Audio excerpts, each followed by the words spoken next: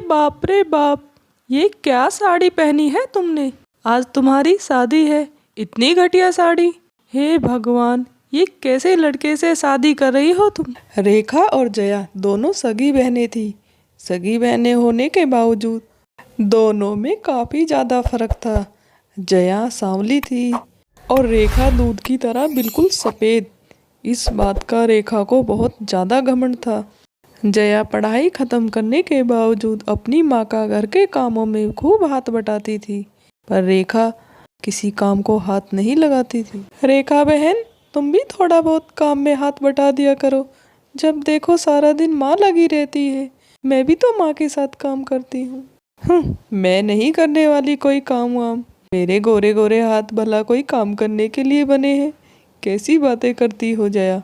जया, तुम कहाँ हो? मैं तुम्हें कब से ढूंढ रही हूँ। रेखा, तुम भी यहाँ हो क्या? माँ, आप जया को क्यों नहीं समझाती? क्यों आप और जया रोज रोज मेरा काम के ऊपर दिमाग खराब करते हो? रेखा बेटा, अब तुम्हारी शादी होगी। देखो तुम्हारे लिए कितने अच्छे अच्छे घरों से रिश्ते आ रहे हैं। शादी ब्याह के बाद घर गृहस्थ जीवन चलाने के लिए बहुत जरूरी होता है घर का काम आना। माँ, आपने क्या देखा नहीं, मेरे लिए कितने बड़े बड़े घरों के रिश्ते आ रहे हैं। मेरे घरों में तो नौकर चाकर होंगे। ये सब जया को सीखने की जरूरत है, मुझे नहीं। रेखा अपने घमंड में चूर, वो किसी की सुनने को तैयार नहीं थी। रेखा का रिश्ता एक बहुत ही बड़े घर और अच्छे लड़के के साथ तय हो गया और बेचारी जया को जो भी कोई आता उसी के मुंह पे मना कर देता। सांवले रंग को लेकर कोई भी उससे शादी करने को तैयार नहीं था। जैसे तैसे बड़ी मिद्दतों के बाद जया के लिए एक अच्छे घर से रिश्ता आया।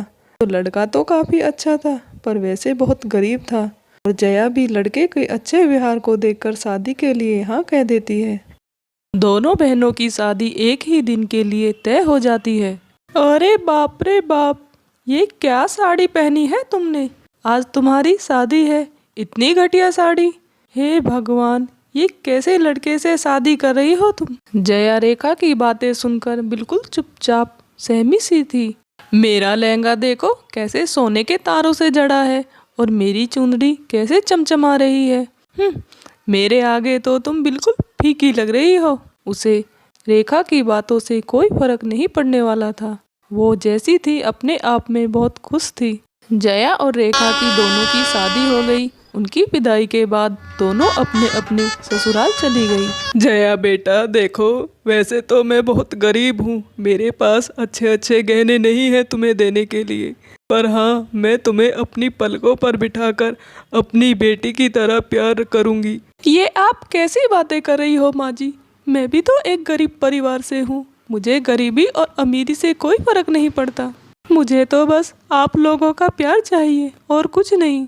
वो जया, मैं तुम्हारे लिए कोई उपहार नहीं ले पाया। वो दरअसल बात यह है कि शादी में बहुत खर्चा हो गया। मेरे पास उपहार लाने के लिए पैसे ही नहीं बचे। रमेश, ये तुम कैसी बातें कर रहे हो? मुझे कोई उपहार, कोई तोहफा नहीं चाहिए। मैं जितना है, जो भी है, उसी में खुश हूँ। मेरे जीवन में तुम जैसा अच्छा इंसान जीवन साथी बनकर आया है, ये मेरे लिए किसी उपहार से कम नहीं है। जया, तुम कितनी अच्छी हो। तुमने मेरी परेशानी को मिनटों में दूर कर दिया। सच, तुम्हें पाकर मेरा तो जीवन सफल हो गया। दूसरी तरफ रेखा भी अपनी ससुराल में जाकर बहुत खुश थी। उसे अपने सपनों का ससुराल मिल गया था। जैसा उसने सोचा था उससे भी ज्यादा। रेखा का पति अशोक रेखा के लिए महंगा सा मोबाइल खरीद कर लाता है और रेखा को गिफ्ट करता है। रेखा मोबाइल पाकर बहुत खुश थी। देखो रेखा, मैं तुमसे कुछ ज़्यादा उम्मीदें नहीं रखता, बस तुम्हें मेरी माँ का ध्यान रखना होगा। मैं अपनी माँ की आंखों में कभी आंसू नहीं देख सकता। मेरी माँ का मेरे अलावा इस दुनिया में और कोई भी नहीं है। रेखा के लिए ये सब बातें समझ से बाहर थी। रेखा को तो अपने सुख से मतलब था। रोज सुबह देर से उठना, घंटों घंटों मोबाइल पर बातें करना, अपने आप को सजना संवरना, शीशे में निहारना, इन सब से फुर्सत ही नहीं मिलती थी। इसी तरह शादी को 1 साल बीत गया। रेखा के इस व्यवहार से रेखा की सास बहुत परेशान थी। अरे रेखा, क्या तुम थकती नहीं हो पूरा दिन बैठे बैठे? कुछ तो घर के कामों में हाथ बटा दिया करो। माँ जी, ये काम वाम करना मेरे बस की बात नहीं, और घर में नौकर है ना, उनसे काम के लिए जाकर कहिए। रेखा, क्या तुम्हारा फर्ज नहीं बनता अपने पति और सास के लिए कुछ करने का? सास को तो छोड़ो, अपने पति के लिए कभी कभार तो कुछ उसकी पसंद का अच्छा खाना बना दिया करो। इन सब चीज़ों से ही प्यार बढ़ता है। अशोक, काम पैसे घर को लौट कर आता है। अशोक, अपनी माँ को समझा दो, मुझे यूँ ताने मारना बंद करे। खुद तो कुछ करती नहीं और रोज मुझे ताने मारती है, ये नहीं किया वो नहीं किया। रेखा, मैंने तुमसे कितनी बार कहा है, माँ की बातों का बुरा मत माना करो।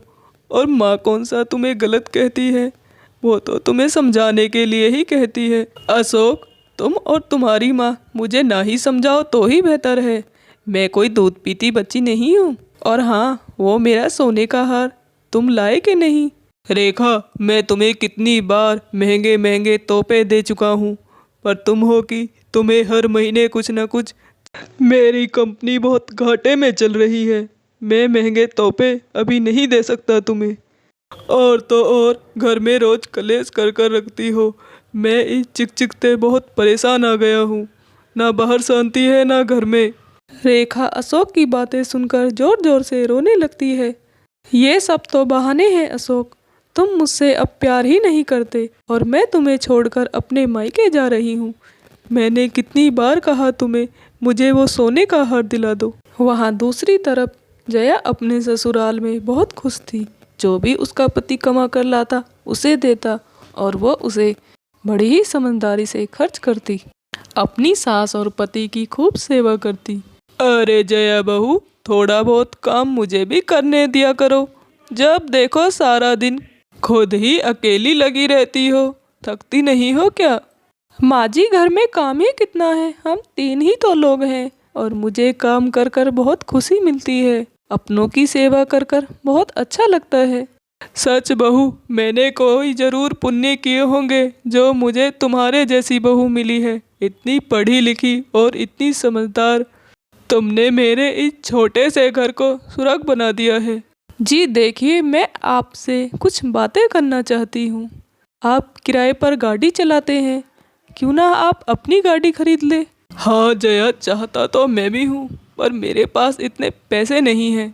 देखिए, आप पैसों की चिंता ना करें, मैंने घर खर्च से बहुत सारा पैसा जोड़ कर रखा है। मेरे पास थोड़ा सा जेवर भी है। हमारी खुद की गाड़ी होगी तो आमदनी दुगनी हो जाएगी, हम फिर से जेवर बनवा लेंगे। जया अपने पति को अपने जोड़े हुए पैसे और जेवर दे देती है।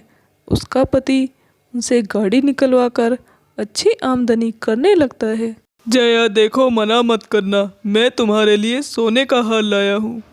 आज तक मैंने तुम्हें कोई उपहार नहीं दिया, जब भी कुछ कहता हूँ तुम टाल ही देती हो। अब मेरे पास किसी चीज़ की कोई कमी नहीं है।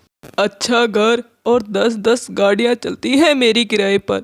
अच्छा बाबा, ठीक है, लाओ, मैं मना नहीं करूँगी। हाँ हाँ जया बेटा, ले लो, ये तो तुम्हारा अधिकार है। तुम तो साक्षात लक्ष्मी हो। जब से तुम मेरे घर में आई हो, तुमने मेरे घर को धन से भर दिया है।